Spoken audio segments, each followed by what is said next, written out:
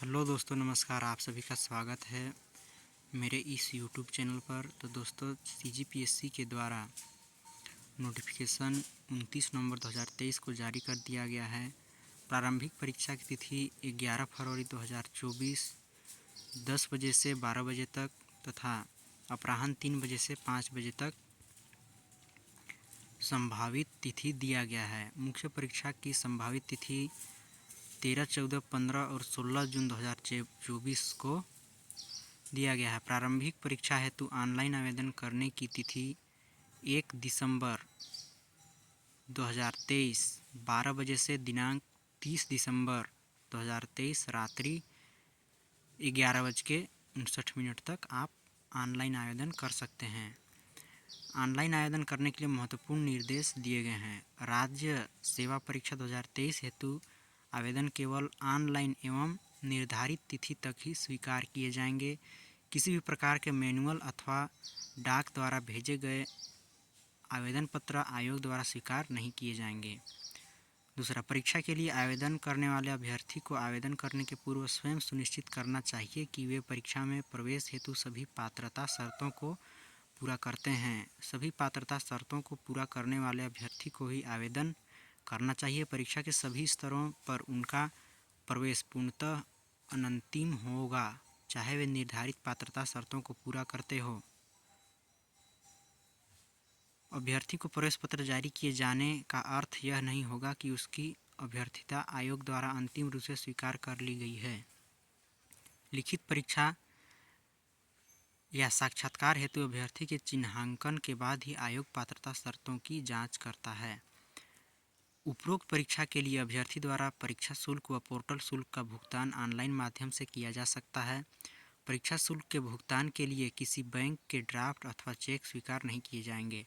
राज्य सेवा प्रारंभिक परीक्षा 2023 के लिए ऑनलाइन आवेदन दिनांक 1 दिसंबर 2023 को 12 बजे से दिनांक 30 दिसंबर 2023 रात्रि 11:59 तक www.psc.cg.gov.in पर उपलब्ध लिंक के माध्यम से किए जा सकेंगे।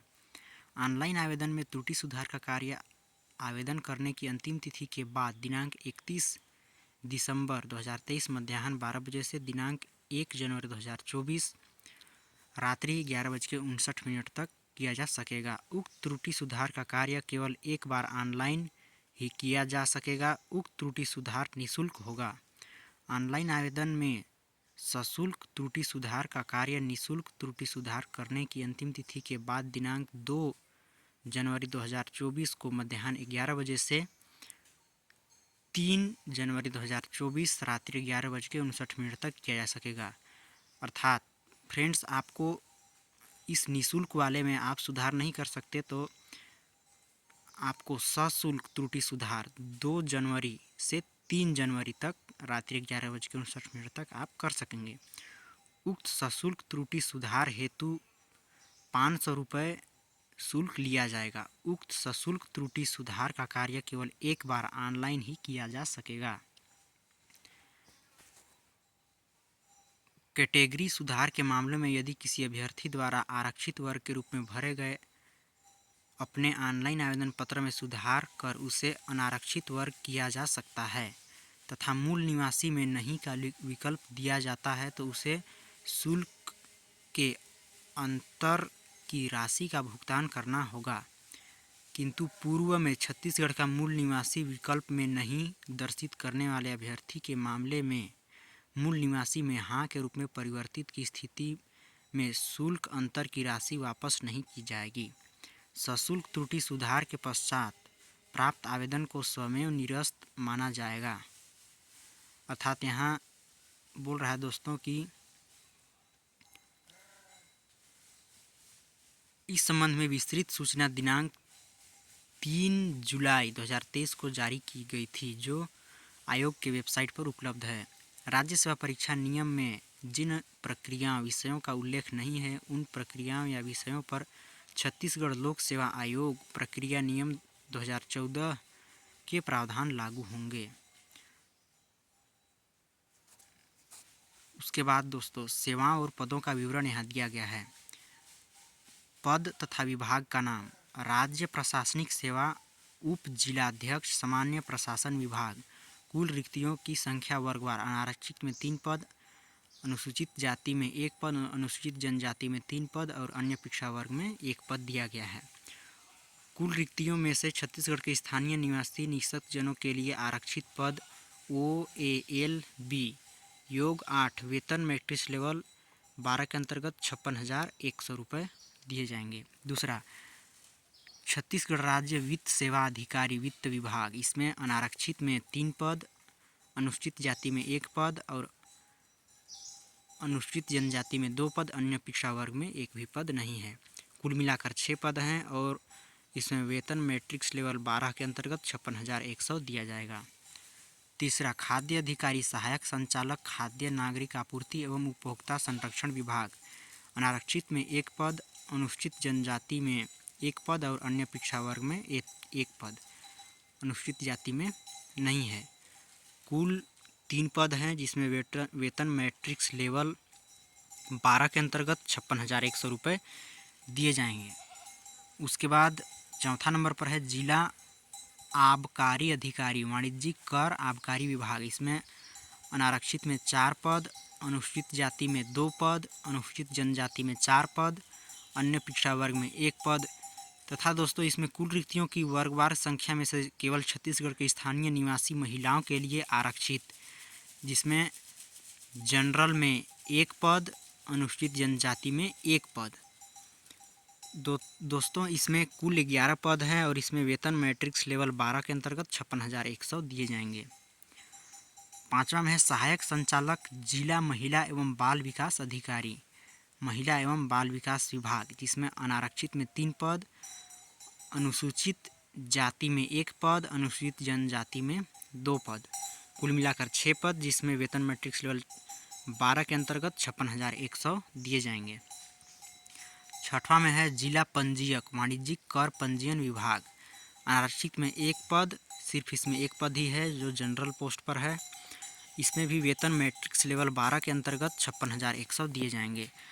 राज्य कर सहायक आयुक्त, अनारक्षित में 1 पद और अनुसूचित जाति में 1 पद दिया गया है। और बैकलॉग 1 पद अनुसूचित जाति में और अनुसूचित जनजाति में भी 1 पद तथा अन्य पिछड़ा वर्ग में 2 पद, कुल मिलाकर इसमें 6 पद हैं जिसमें वेतन मैट्रिक्स लेवल 12 के अंतर्गत 56,100 रुपये दिए जाएंगे। अधीक्षक जिला जेल विभाग के अंतर्गत अनारक्षित में 3 पद, अनुसूचित जनजाति में 2 पद और अन्य पिछड़ा वर्ग में 1 पद, कुल 6 पद हैं दोस्तों। इसमें वेतन मैट्रिक्स लेवल 12 के अंतर्गत 56,100 रुपये दिए जाएंगे। सहायक संचालक आदिम जाति तथा अनुसूचित जाति विकास विभाग के अंतर्गत अनारक्षित में 4 पद, अनुसूचित जाति में 1 पद, अनुसूचित जनजाति में 3 पद तथा अन्य पिछड़ा वर्ग में 1 पद, जिसमें महिलाओं के लिए अनारक्षित में 1 पद रिजर्व है। इसमें कुल 10 पद हैं। इसमें भी वेतन मैट्रिक्स लेवल 12 के अंतर्गत 56,100 रुपये दिए जाएंगे। सहायक पंजीयक सहकारिता विभाग बैकलॉग के अंतर्गत अनुसूचित जनजाति में 3 पद अनुसूचित जनजाति में 2 पद तथा ये सहायक सहकारिता विभाग बगैर बैकलॉग में अनारक्षित में 5 पद, अनुसूचित जाति में 2 पद, अनुसूचित जनजाति में 4 पद, अन्य पिछड़ा वर्ग में 1 पद, महिलाओं के लिए अनारक्षित, महिलाओं के लिए जनरल में 1 पोस्ट रिजर्व है तथा 1 पद अनुसूचित जनजाति में भी रिजर्व है। कुल मिलाकर इसमें 14 पदों पर भर्ती हो रही है और इसमें वेतन मैट्रिक्स लेवल 12 के अंतर्गत 56,100 रुपये दिए जाएंगे। जिला सेनानी गृह विभाग के अंतर्गत अनारक्षित में 5 पद, अनुसूचित जाति में 2 पद, अनुसूचित जनजाति में 3 पद, अन्य पिछड़ा वर्ग में 1 पद तथा महिलाओं के लिए जनरल में 1 पोस्ट रिजर्व है। कुल 11 पोस्ट पर भर्ती हो रही है और इसमें भी वेतन मैट्रिक्स लेवल 12 के अंतर्गत 56,100 रुपये दिए जाएंगे। 12वां में मुख्य कार्यपालन अधिकारी जनपद पंचायत आदिम जाति तथा अनुसूचित जाति विकास विभाग के अंतर्गत अनारक्षित में 4 पद, अनुसूचित जाति में 1 पद, अनुसूचित जनजाति में 4 पद तथा अन्य पिछड़ा वर्ग में 1 पद पर है। इसमें भी दोस्तों महिलाओं के लिए जनरल में 1 पोस्ट रिजर्व है तथा अनुसूचित जनजाति में 1 पोस्ट रिजर्व है। इसमें भी दोस्तों वेतन मैट्रिक्स लेवल 9 के अंतर्गत 38,100 रुपये तथा कुल 10 पदों पर इस पर भर्ती हो रही है। उसी प्रकार से यहाँ 13 नंबर पर बाल विकास परियोजना अधिकारी महिला एवं बाल विकास विभाग, इसके अंतर्गत 3 पद पर अनारक्षित में, 1 पद अनुसूचित जाति, 2 पद अनुसूचित जनजाति, 1 पद अन्य पिछड़ा वर्ग, कुल 7 पदों पर भर्ती हो रही है। इसमें भी वेतन मैट्रिक्स लेवल 9 के अंतर्गत 38,100 रुपये दिए जाएंगे। छत्तीसगढ़ अधीनस्थ लेखा सेवा अधिकारी वित्त विभाग, इसमें अनारक्षित में 8 पद, अनुसूचित जाति में 3 पद, अनुसूचित जनजाति में 6 पद और अन्य पिछड़ा वर्ग में 3 पद। इसमें महिलाओं के लिए जनरल में 2 पोस्ट रिजर्व है तथा अनुसूचित जनजाति में 1 पोस्ट महिलाओं के लिए रिजर्व है। इसमें बैकलॉग के अंतर्गत अनुसूचित जनजाति में 3 पद, कुल मिलाकर 23 पदों पर इसमें वेतन मैट्रिक्स लेवल 9 के अंतर्गत 38,100 रुपये की सैलरी दी जाएगी। उसी प्रकार से 15 नंबर पर है नायब तहसीलदार। नायब तहसीलदार राजस्व एवं आपदा प्रबंधन विभाग, जिसमें जनरल में 17 पोस्ट और अनुसूचित जाति में 5 पोस्ट, अनुसूचित जनजाति में 13 और अन्य पिछड़ा वर्ग में 6 पोस्ट। जिसमें महिलाओं के लिए 4 पोस्ट जनरल में रिजर्व है, 1 पोस्ट एसटी में और एससी में 3 पोस्ट तथा अन्य पिछड़ा वर्ग में 1 पोस्ट रिजर्व है। दोस्तों इसमें कैरी फॉरवर्ड भूतपूर्व सैनिक के लिए जनरल में 1 पोस्ट स्पेशल दिया गया है। और दोस्तों यहाँ कुल रिक्तियों की छत्तीसगढ़ के भूतपूर्व सैनिकों के लिए 1 पोस्ट इसमें रिजर्व है दोस्तों।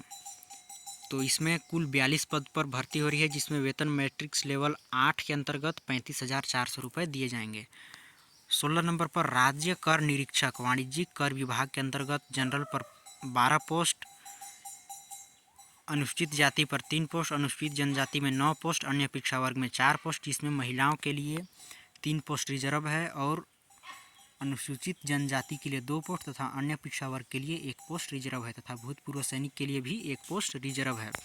इसमें बैकलॉग के अंतर्गत अनुसूचित जाति में 2 पोस्ट तथा अनुसूचित जनजाति में 4 पोस्ट दिया गया है। कुल 34 पोस्ट पर भर्ती होगी, जिसमें वेतन मैट्रिक्स लेवल 7 के अंतर्गत 28,700 रुपये दिए जाएंगे।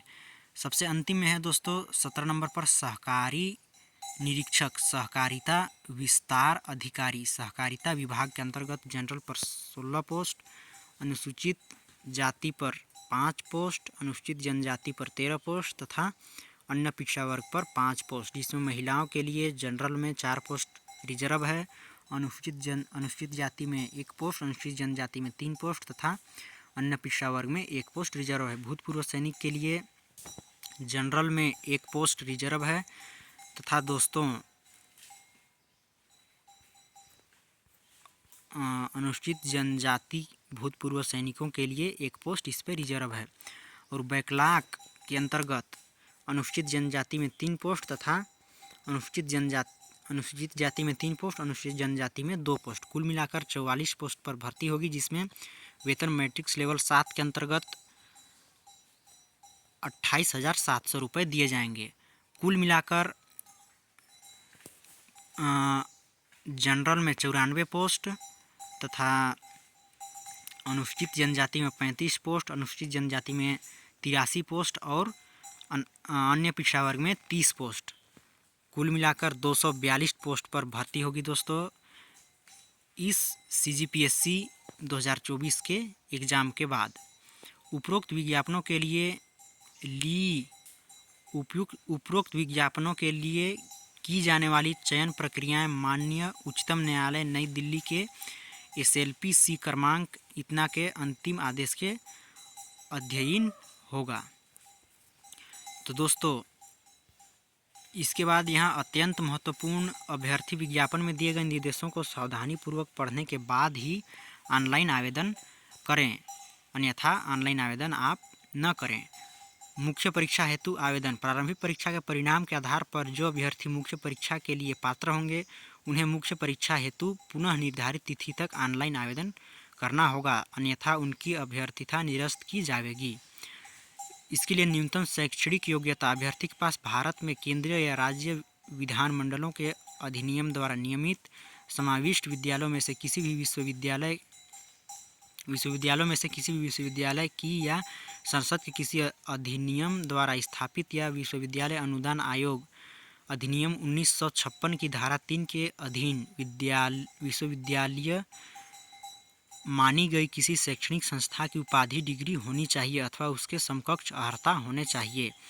वही अभ्यर्थी ऑनलाइन आवेदन कर सकता है। प्रारंभिक परीक्षा के लिए केंद्र और केंद्र का कोड दिया गया है।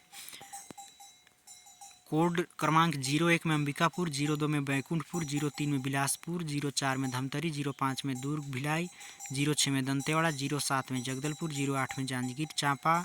उसी प्रकार से क्रमशः जसपुर, कवर्धा, कांकेर, कोरबा, महासमुंद, रायपुर, रायगढ़, राजनांदगांव, बलौदाबाजार, बलरामपुर, सूरजपुर, गरियाबंद, नारायणपुर, कोंडागांव, बीजापुर, सुकमा, बेमेतरा, बालोद, गोरेला, पिंडरा, मरवाही, मुंगेली। और मुख्य परीक्षा केंद्र ये थे प्रारंभिक परीक्षा के लिए केंद्र। और मेन एग्ज़ाम मुख्य परीक्षा के लिए केंद्र अंबिकापुर, बिलासपुर, दुर्ग, भिलाई और जगदलपुर, रायपुर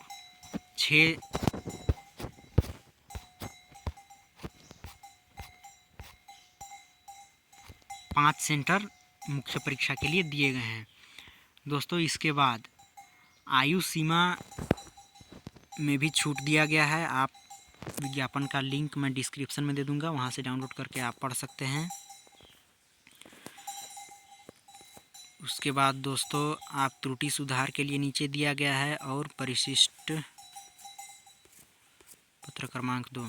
तो दोस्तों उम्मीद करता हूँ आपको मेरी यह वीडियो पसंद आई होगी। यहाँ ऊंचाई दिया गया है दोस्तों, आप इसे विज्ञापन डाउनलोड करके पढ़ सकते हैं। आपको वीडियो पसंद आया होगा। वीडियो पसंद आया तो वीडियो को लाइक करें, ज़्यादा से ज़्यादा शेयर और चैनल को ज़्यादा से ज़्यादा लोग सब्सक्राइब करें। तो दोस्तों मिलते हैं नेक्स्ट वीडियो में, तब तक के लिए आप तैयारी में लगे रहें।